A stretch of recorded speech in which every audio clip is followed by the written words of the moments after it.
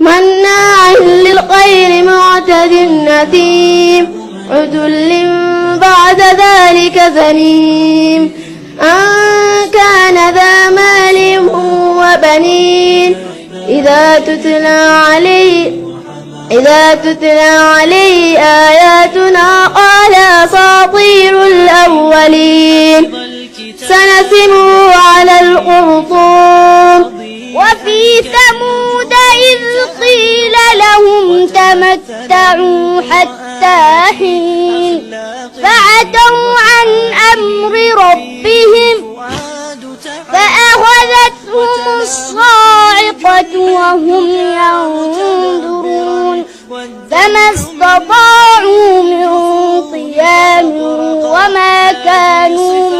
منتصرين حدائق وأعنابا وكواعب أترابا وكأسا